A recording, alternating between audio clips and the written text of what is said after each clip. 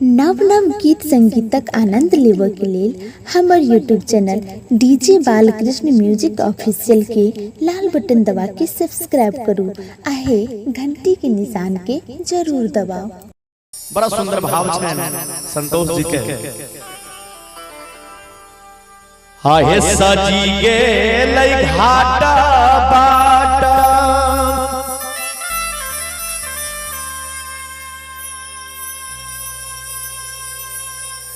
सज गे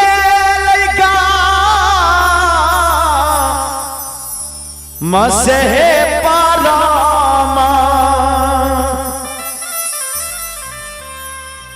परमा सुहावन लागई नहे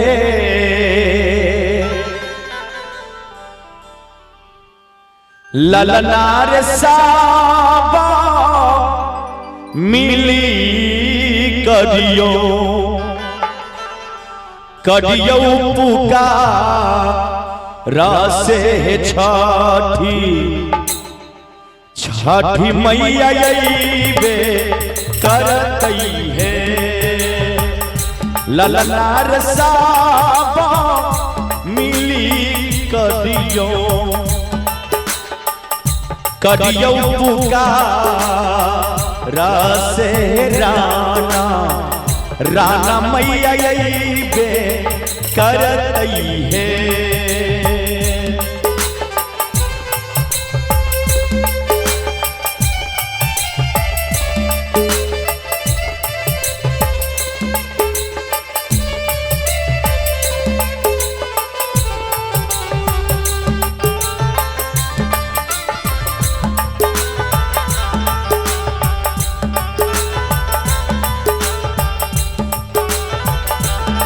हाय हाय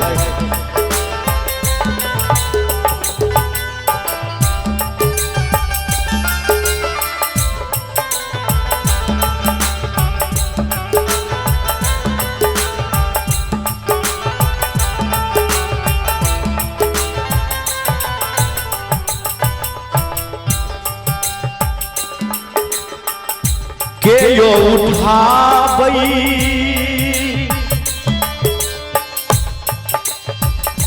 माथा पिटा लासे है कियो कांधा बाप बहानी उठा बई नहे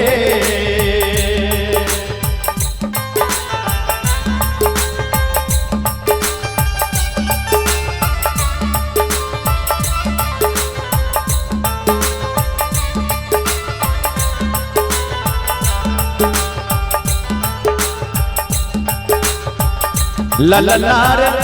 ललनार चाली भेलई छठी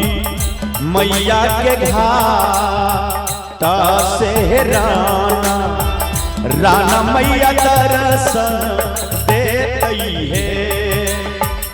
ललनार चाली भेलई छठी मैया के घाटा से माता माता रानी दर्शन देतई है।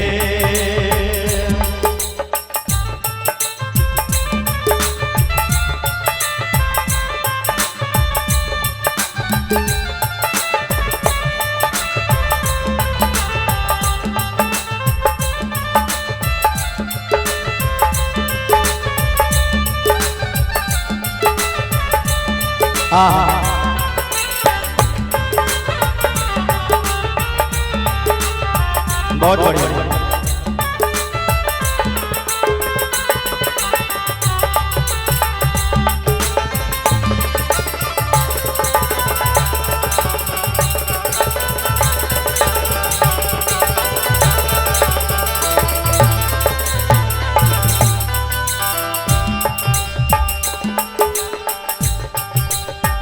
कोढ़िया मंगैया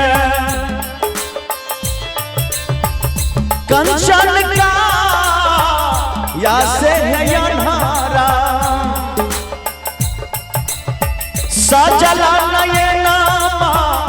मांगई है अन्हारा सजला नयना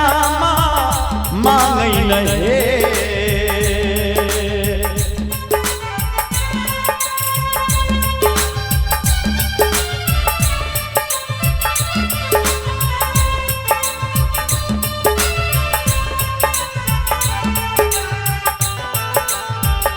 ललनार बाझी नार मंगैया गोदी में बलाका बासे निर्धन अनधन सोना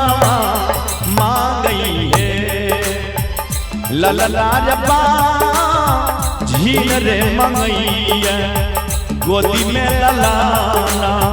माँ से निर्धन अनधन सोना मांगई है। और संतोष भाई लिखे छथिन अंत में सोहर लिखैया संतोषिया तब हे भवानी शंभु गावी के सुनावई गावी के सुनैबे कर नहे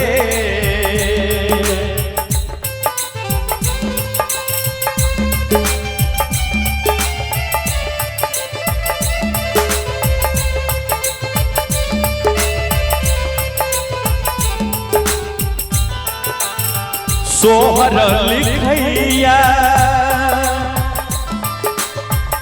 संतोषिया दबहे भवानी शंभु गावी के सुनावई नहे ललनार छठी मैया के महिमा